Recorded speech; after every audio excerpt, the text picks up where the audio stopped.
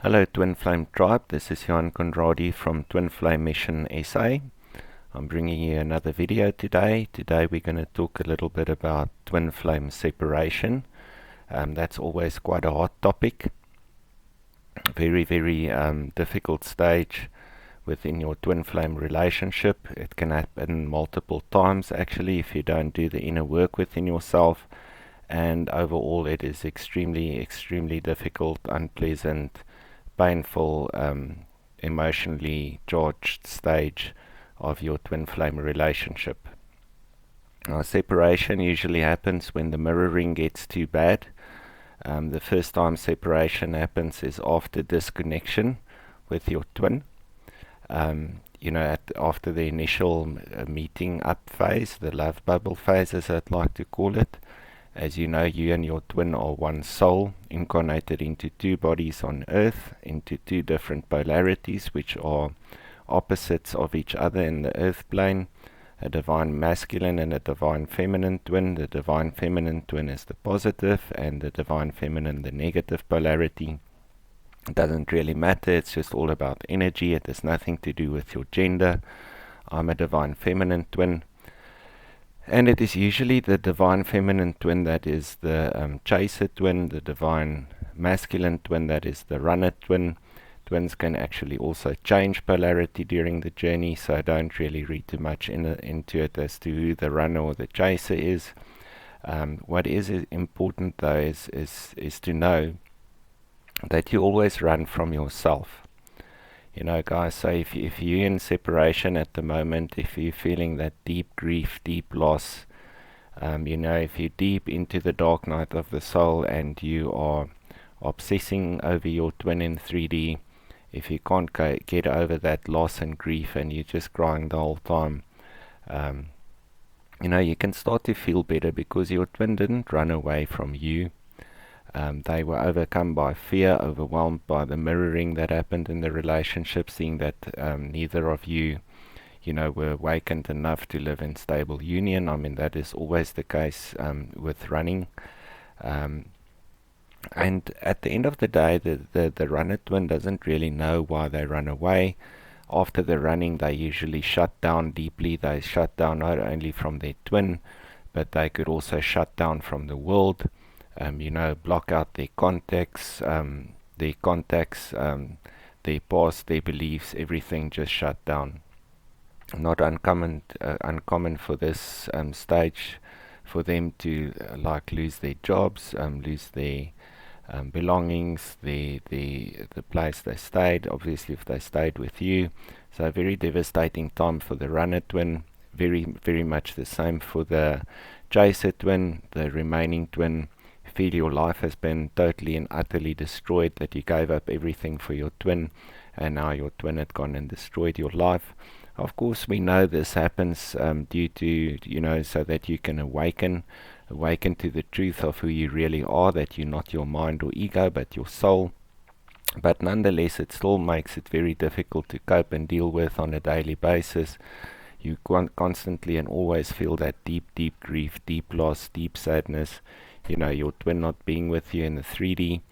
And the thing is, this is so that you have time to focus inwards, so that you have space and time to actually realize that this is an initiation journey of the soul and not an outward journey. No matter how hard you try, you can't get your twin back in the 3D. You can chase as much as you like, send messages, drive by the house, send flowers, try and open the communication channels. You will usually just be rebuked to the point of totally being blocked out of your twin's life. And union after this is quite difficult. You have to follow that inward journey. You have to find true faith in the knowing that your soul is a thought of God, that your soul is perfect in every way, that your soul is made up of pure unconditional love. It is joyous, it is always at peace, it is always the same, it is singular, it is not affected by anything out here in the 3D. And when you align to that and that knowing, and if you let that shine through in your life, you do get the obsessing under control. You do align with that, And once you're in full alignment with that and walking in that faith, where it doesn't really matter anymore in terms of what your twin does out there, if they're with you or not with you, that's when your twin shows back up into your life. And you can actually resume stable human union, living from a state of being and not doing. So this is all about realizing that you can't do anything to rectify the situation. It is about following the initiation and awakening journey, the true spiritual journey inwards. It is to aligning to that journey every day.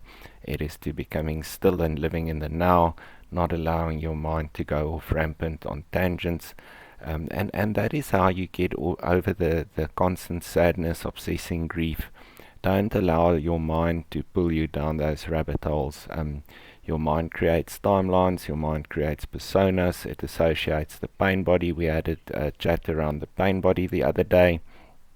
Don't allow your mind to take you down rabbit holes into the past or possible futures of despair, just showing you that you and your twin will never be together. Let me be let me be your lighthouse today to tell you there's always hope for reunion between you and your twin in 3D. And the reason for this is quite simple. You and your twin are one soul. You are already in union. You are already together forever. Nothing on earth or heaven can ever break you apart. You are one thought of God. You are one soul incarnated into two bodies. It's not half a soul in your body, half a soul in your twin's body. You are one soul. And this basically, if we apply the law as within, so without to this concept, where you're close to ascension, the normal state of being for you is to be together and in union on the inside. So the normal state of being is also for you to be on union in the 3D or the illusionary world or the mirror image of the inner world. So I mean that is essentially where you want to be. That is where the universe wants you to be. That is where your twin wants to be, even if they don't know it right now at this very moment. And that is what the universe is aiding you to do. All the ascended light masters, the light workers, the ascended masters, your spirit guides, all these beings are there to help you on this journey. So look inwards, form relationships with them, find God within yourself, talk to God. God will actually answer you as you ascend and awake. It's a bit freaky in the beginning, but later on, as you have these conversations with God, God is the one that keeps you sane, keeps you away from your ego, and actually at the end of the day helps you align with your soul. And this is the only place you can find your twin. This is the only place you can find inner peace and joy, where you can cope with day-to-day life, actually function in the 3D again, have the earthly experiences, learn your lessons, stop focusing on your twin and the 3D, let it go, detach from that situation in totality, detach from your ego. When you detach from the ego, you detach from your twin in 3D, and that is when your twin shows up in your life again. I hope this has been an helpful video for you guys. Please like and subscribe. Go over to the website twinflamessionsa.wordpress.com. There's free content there. There's a free introductory course to twin flame relationships and twin flame partners that you can download. There's a self-study course, 140 pages, jam-packed with information containing everything you need to know to govern you through and guide you through your initiation and ascension journey, your twin flame relationship management. Everything you need to know is in that course. Included in it is a 30-minute consultation with me. It's not expensive. Overseas coaches charge thousands of dollars for the same information. Guys, I'm here to help you. I'm here to be your lighthouse. Please reach out to me. I'm very keen to engage with you. And I hope you have a great day. Thank you. Bye.